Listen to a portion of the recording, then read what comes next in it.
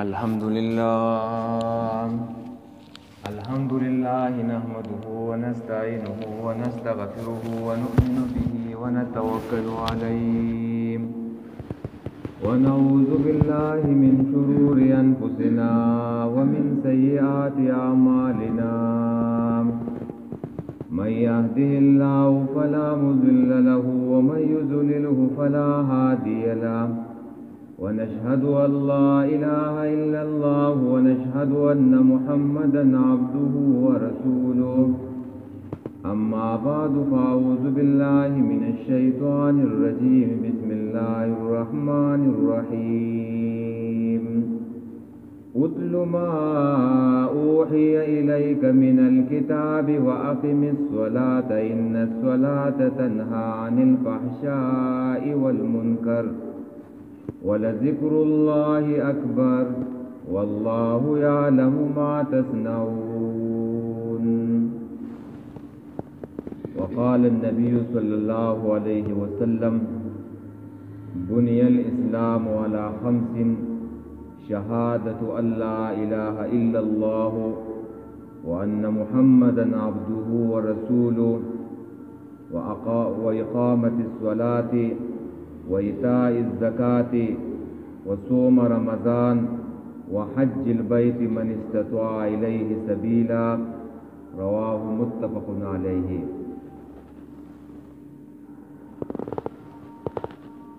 دمونز اهمیت څه ده؟ دمونز فضیلت او مونز چې څوک پریدي نو د هغې حکم او سزا څه ده؟ نو زموږ په دین اسلام کې د مانځه اهمیت هم بیان شوی دی، د هغې فضیلت هم بیان شوی دی، او د هغې چې څوک یې نه کوي نو د هغې سزاګانې هم بیان شوی دي.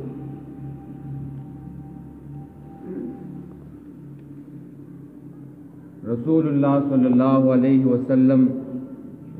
په دې حدیث کې وفرمایل چې د اسلام دا بلډینګ، د اسلام دا خیمه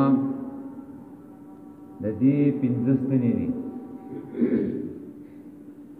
منځنی او بنیادي ستن چې دی نو هغه عقیده توحید ده، او د هغې نه پس یو ستن چې دی نو هغه د مونځ قایمول دي، بل ستن چې دی نو هغه زکات ورکول دي، بل ستن چې دی نو هغه د رمضان روجې نیول دي، او بلستن چې دی نو هغه حج ادا کول دي چې څوک د هغې د لارې طاقت لري. نو چې څوک دا کارونه کوي نو د دې دا خیمه به ولاړی، دا کم بلډینګ چې دی نو دا به ولاړی او مضبوط وي، او که په دې کې چې دی نو یو کارم چې دی نو هغه که نه کېدو نو د دې ستن به چې دی نو را پرېوځي او دا خیمې چې دی نو راولیږي به، نو بیا د انسان لپاره د خسارې او د تاوان خبره ده. نو د مونځ د ایمان نه پس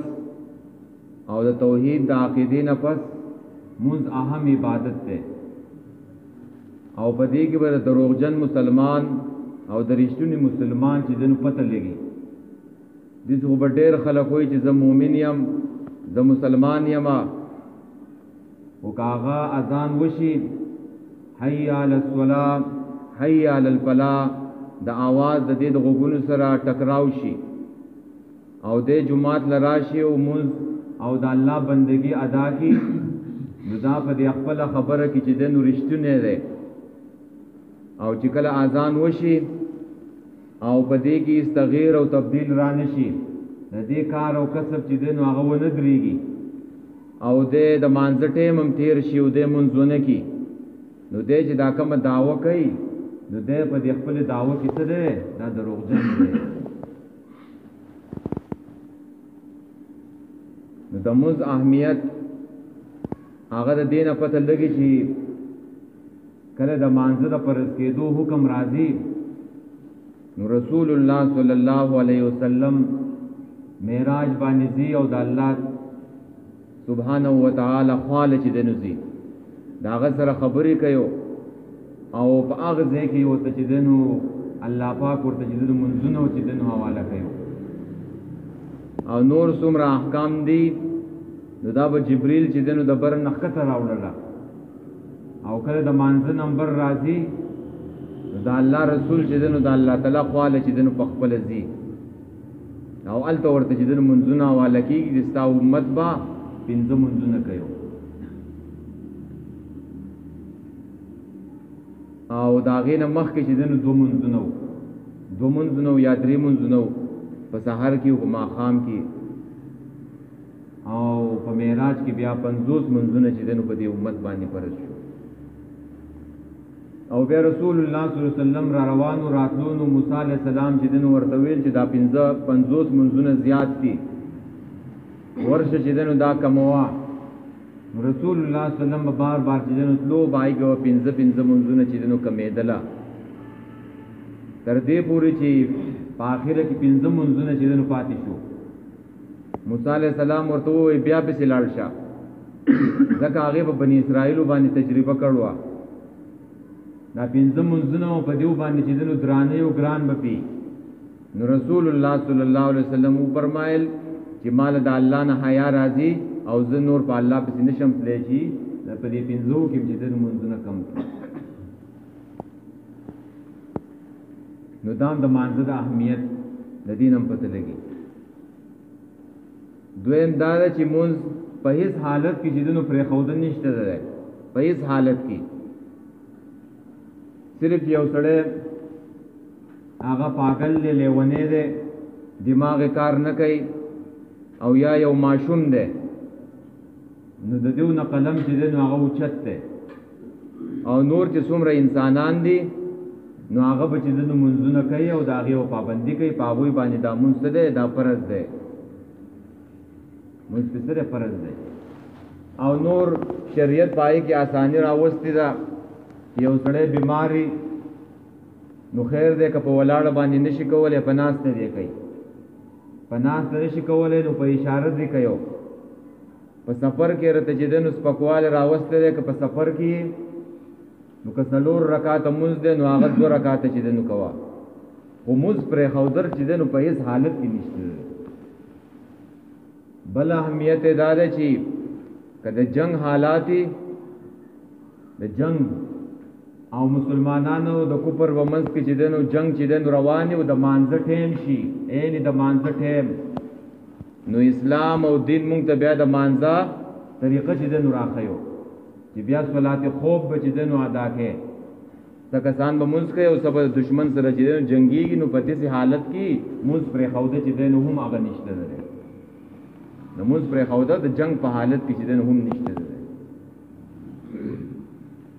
عزتمندو زمون په دې دین اسلام کې بس تش یو منځ پاتې ده ځکه چې نور اسلامی نظام نشته خلافت اسلامی د مسلمانانو نشته ده حدود نشته ده د الله کم قوانین دي د قران کم قوانین دي هغه چې دنو نشته ده او یو منځ پاتې ده او هغه چې دنو خلک پای کې چې دنو سستی کوي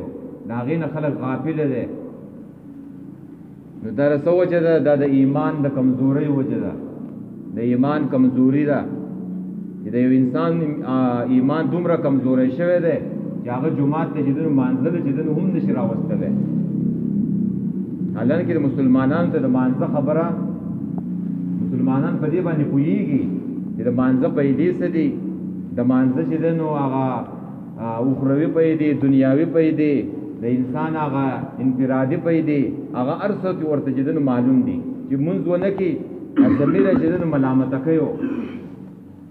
و یاره منځ د جدن هغه دی ونه کو منځ د بیٹه مو وکړو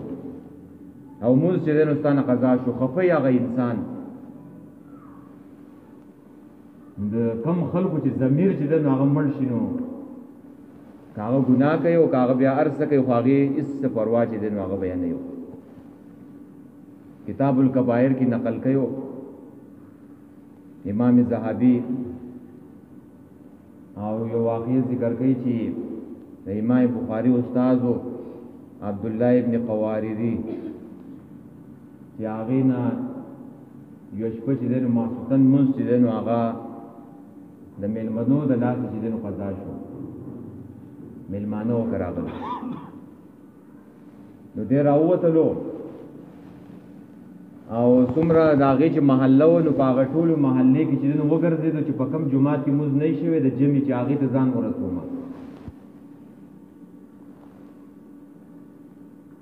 په دې جوماتونو کې چې دا ټیمونه که یو ټیم مخکې وروستو وي نو دا خیر دی په دې کې څه نقصان نشته دی په دې کې فایده دا ده چې د انسان نه یو مونځ په یو ځای کې وشو نو بل جومات ته به چې دی نو ځان ورسوي و جمعې ته به ځان چې دی نو رسوي نو هغه وایي چې ما ټول هر څه چې دی نو جوماتونه وکتله خو په ټولو جوماتونو کې چې دی نو مونځ زما نه شوی و د ماسخوتن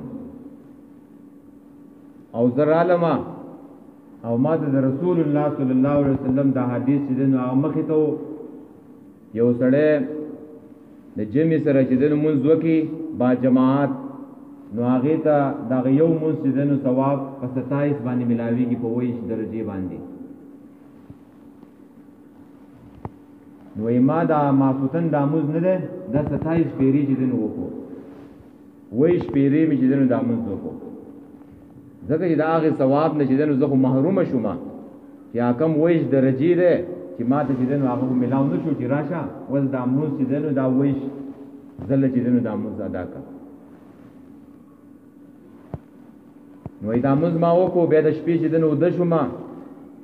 نو زه چې دی نو خوب وینم او خوب داسې وینم چې څه کسان دي او هغه مخکې روان دي او په آسونو باندې چې دی نو سواره دي او مخکې منډې وهي او د دې د آسونو د ریښو نه چې دی نو دا دوړې چې دی نو اوچتېږي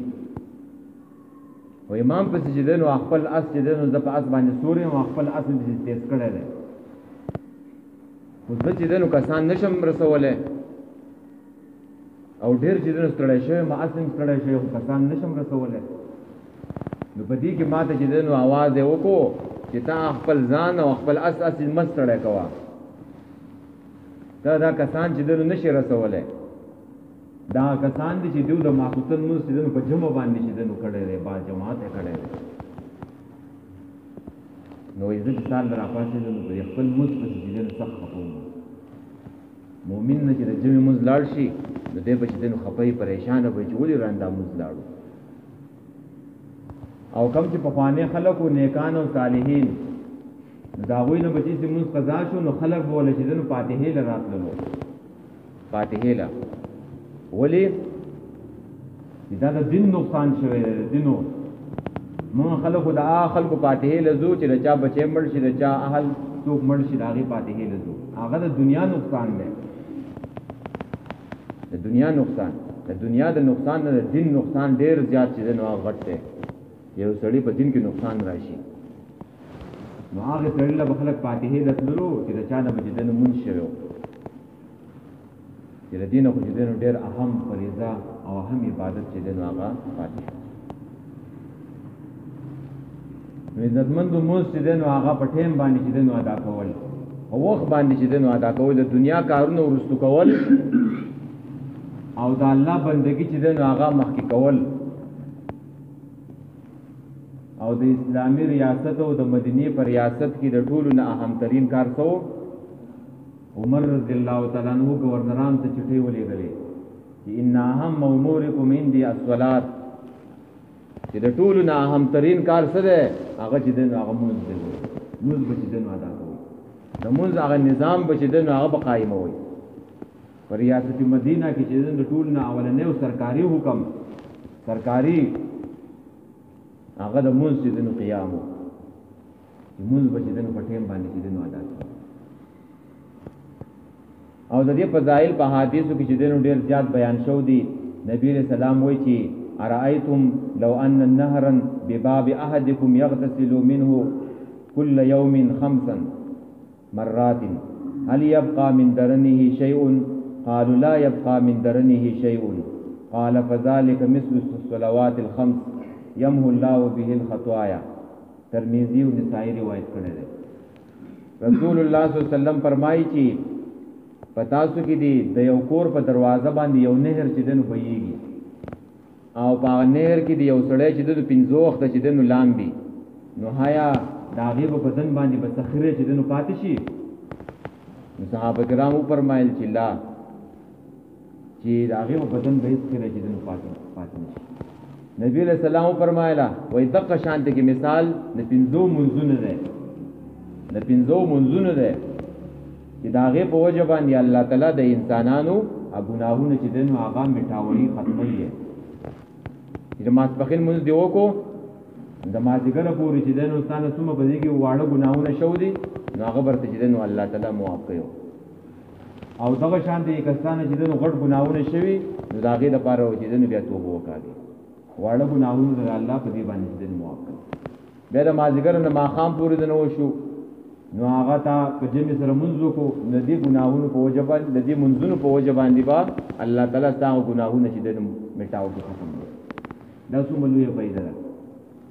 او چې انسان بیا غټ ګناهونه نم ځان ساتي او د پنځو منځونو پابندیم کوي نو دا بسيو دا بالکل صفا ستر بچ دینو ګرځي. یو کامیاب انسان به د مخ مکه باندې د ګناهونو یو پاک انسان به او دغه شانت کې رسول الله صلی الله علیه وسلم فرمایلی دي چې الصلوات الخمس والجمعه الى الجمعه کفاره لما بینهن. چې دا پنځه منځونه د یو منځ نه د بل منځ پوری او د یوې جمعې نه والا تل بلې جمعې پوری دا د انسانانو د ګناهونو چې دنو کفاره ده. چې دا منځونه کوي نو د دې په وجه به الله دې ګناهونه سکی مټاو شو ختم ده. او دغه شان دي با جماعت منځ داغه پیدې چې دنو هم ډیر زیات دي. یو سړی څنګه په کال کې چې دنو اجتماع غټي اجتماع کیږي په کال کې وایي اجتماع د حج اجتماع ده چې پای کې چې دنو دا مسلمانان د ټوله دنیا مسلمانان یو ځای ته چې دنو راټولېږي او د الله بندګي چې دنو یو شانتي کوي او یو شانتي کې چې دنو لباس یې اغوستي چې دلته به د مسلمانانو په منځ کې به کله هغه د هر ملک سره چې دنو تعلق ساتي که تور ده که خړ ده که سپین ده خو د هغې په خپل منځ کې به د یو بل سره مینه او محبتي دا غوی به اتحاد او اتفاقی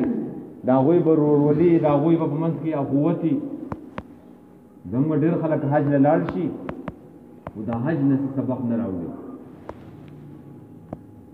صرف کجوري او زمزم خو راوړي او څه سبق د هغې دغې نه چې نه راوړي. دلته دا خلک ولې راټولېږي د دې مقصد څه دی د دې اجتماع مقصد څه دی نو که ته حج لځې عمرې لځې د هغه ځای نه به ځان سره یو سبق راوړي دا د کال اجتماع ده. بل په کال کې دوه اجتماعګانې نورې کېږي د مسلمانانو چې پای کې یو ځای ته چې دنو راټولېږي چې هغه یو عید الفطر ده یو عید الاضحی ده چې وړوکی اختر دی او غټ اختر دی چې پای کې یو کلاو میدان ته چې دنو راټولېږي چې پای کې د مسلمانانو اجتماع کېږي چې د دې مسلمانانو په خپل منځ کې اتحاد دی اتفاق دی ورورولي ده د یو بل د حالاتو د چې دنو خبرېږي. او دغه شانته کې په هر هفته کې اجتماع کیږي چې هغه اجتماع چې دنو د جمعې اجتماع ده چې په جمعه کې چې دنو خلک په ورکوټ جمعاتونو کې مونږ نه کوي غټ جمعات ته چې دنو الته چې دنو ځان رسېږي دې لپاره چې مسلمانانو ګڼه چې دنو راښکاره شي او د دې مسلمانان د یو بل د حالاتو نه چې دنو خبر شي چې د دې مسلمانانو په خپل منځ کې د یو بل سره ورورولي ده او مینه ده او محبت ده او اتفاق ده اتحاد ده. دا اجتماع دې د پاره ده د جمعې ده.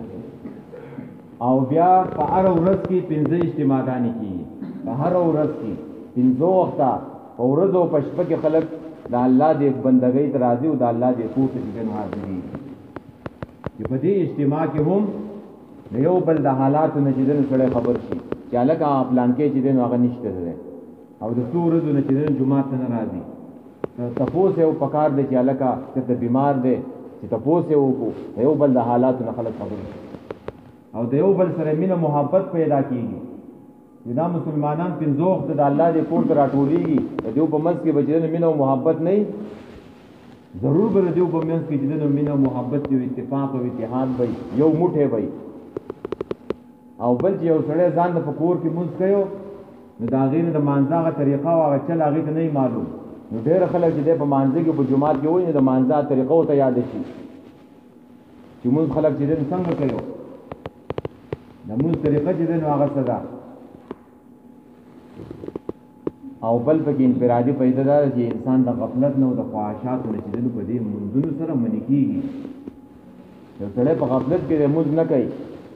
نو چې د پنځه وخته جمعات راځي نو دی په غفلت کې دا انسان نه یو،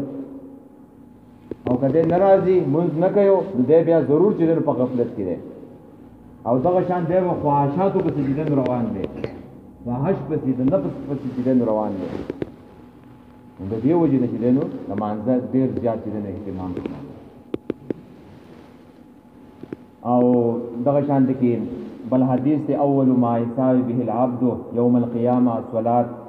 فان صلحت صلح سائر عمله وان فسدت فسدت سائر عمله. رواه طبراني. دا حدیث ته چې انسان سره باول حساب د قیامت پر ورځ چې دینو هغه څه شي کیږي د مانځه په باندې کوي.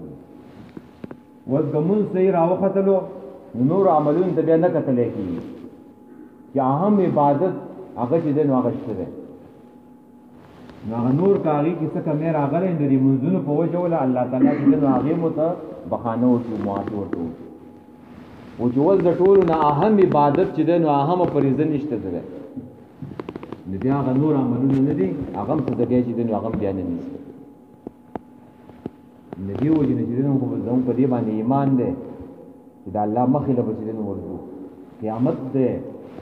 حساب کتاب ده په دې ورځ باندې چې دین زموږ یقین ده.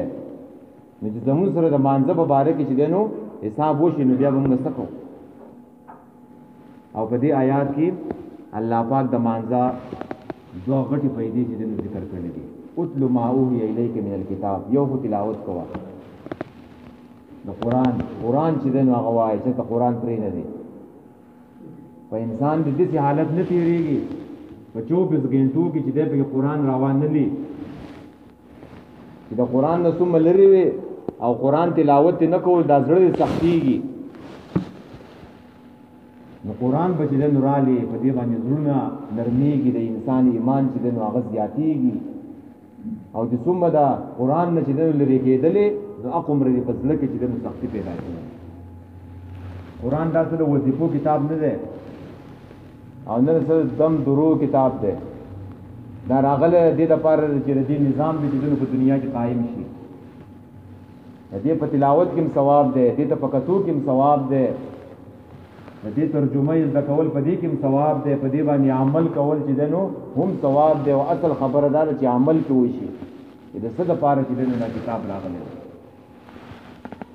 دغه حالت په 24 غنټو کې دی پتا باندې دغه حالت تیر نشي چې په قرآن روان دي. او د نیکانو خلکو نه ځان نه بچیدل قرآن نه. نیکانو خلکو با په خواني نیکانو خلکو با ځان نه چیدل قرآن نه چیدل یو خو قرآن نه پای کې بچیدل تلاوت کول.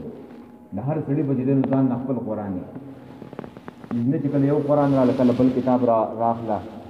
ځان نه چیدل خپل یو قرآن چیدل هغه مختص کا په دې کې بچیدل تلاوت کول.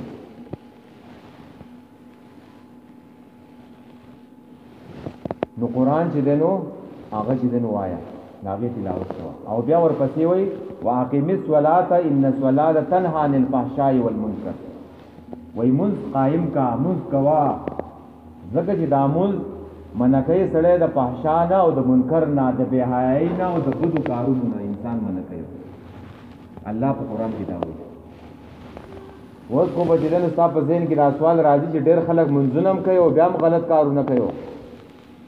د دې څه وجه ده؟ قرآن خو وایي چې یو سړی منځ کوي نو دی به د فحشا او د بے حیاي د کارونو منې کېږي. خو یو سړی منځ هم کوي او بیا هم چې دی نو هغه د غلطو کارونو چې دی نه منې کېږي. نو د هغې جواب دا دی چې د دې انسان دا منځ هېڅ منځ نه دی، هېڅ منځ نه دی. دی راغلی دی جسماني لحاظ سره په جومات کې ولاړ دی، خو زړی چېرته دی؟ زړی د جومات نه بهر دی. نو په دې منځ باندې سړی د ګناه نه بچي. جماعت ته راځي بدن بم راوړي او زړه بم چې دین راوړي، د زړه توجه پکار ده. او بل سړی چې دین راځي جماعت ته خو د دې د سوچ او د خیال چې کله به وځم، چې کله به د جماعت نه چې دین وځم په دې جماعت کې به دې حالت وي. آیا دا مزبا سړی د ګناه نه چې دین ملکی دا هیڅ کله نشي منې کېدی چې سړي دا سوچي. او بل یو سړی راځي چې هغه ټونګې وهي ځان د مانځه نه چې دی نو خلاصوي، د مانځه غل دی. رسول الله صلی الله علیه وسلم چې دا خبره وکړله صحابه وایي د الله رسول وایي د مانځه غل څنګه و؟ وایي د مانځه غل هغه دی چې هغه رکوع او سجده پوره طریقې سره نه ادا کوي، ټونګې وهي. د چرګ په شان کې او د کارغه په شان ټونګې وهي. نو دا مونځ سړی د غلطو کارونو د بېحیایۍ او د فحشا نه نشي منع کولی. هغه مونځ به منې کوي چې هغه مونځ کې جسماني سړی هم حاضري او د هغې سره سره د هغه زړه چې دی نو هم توجه یې الله ته په مانځه کې. نبي علیه السلام ته یو صحابي راغی وایي د الله رسول وایي ما ته نصیحت وصیت وکړه. نو رسول الله صلی الله علیه وسلم ته وفرمایل چې ته چې کله مونځ کوې نو هر مونځ خپل آخرنی مونځ چې دی نو وګڼه، هر مونځ خپل آخرنی مونځ چې دی نو وګڼه. نو که داسې تا خپل هر مونځ آخرنی وګڼلو نو دا بیا مونځ دي مونځو. ځکه اوس موږ ته پته نه لګي مازدیګر د مانځه وخت به تا باندې به راځي او که به نه به راځي، که تا څه ګارنټي راوړله نه ګارنټي نشته چې مازدیګر ټایم به په موږ راځي او که نه به نه راځي. نو ته اوس ته د ماسپښین مونځ ادا کوې نو هغه ښه په توجه سره د زړه په توجه سره چې دی نو ادا کړه. نو ته بیا خپل زندګۍ ته او خپل ژوند ته ګوره چې ستا دا مونځ چې دی نو تا منع کوي د غلطو کارونو د بېحیایۍ نه که نه منع کوي. عزتمندو دا زموږ ډېره غټه محله ده. سړی بدې ښکاري چې مسلمانانو ته خلک د مانځه خبره کوي. مسلمان خپل ډیوټي او خپل کار نه پیژني، د مسلمان په څه باندې دی. د دې ایمان دومره کمزوری شوی دی چې دی فرض مانځه ته چې نشي حاضرې دی. دا څومره چې دی د دې کل د دې دوکانونه والا تر هغه بر سره پوره څومره غټه محله ده. په دې کې په ماسپښین په مانځه کې، د مازدیګر په مانځه کې، د ماښام په مانځه کې، د ماخوستن په مانځه کې یو صف نه پوره کېږي، یو صف. په دې باندې افسوس او ژړا پکار ده. زه خو مونږ به ووایو چې ماسپښین او مازدیګر ماښام خلک په ډیوټۍ کې دی فرض کې نشي ووایو. نو دا ماسخوتن او دا سحر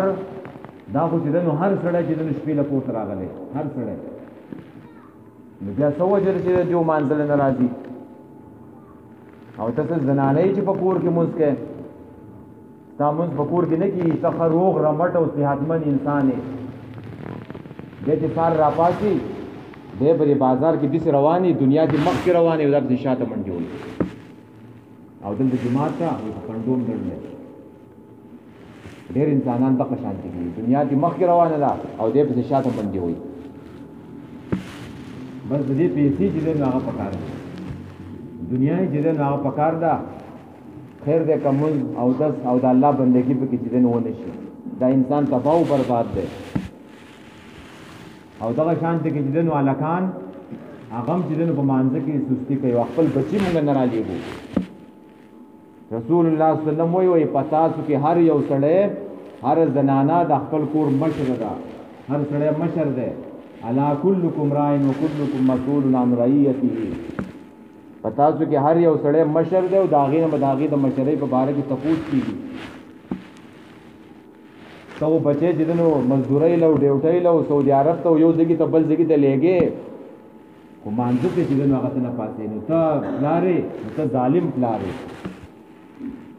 تا په دې بچي باندې د جهنم اور چې دی نو پیرزو دی. او په هغه کور کې به څنګه خیر او برکت راشي، د الله رحمت په هغه کور کې څنګه راشي چې په هغې خلک بېلمازه پراته یې او مونځ نه کوي. هغه د شیطان چې دی نو هغه جاله د هغه کور.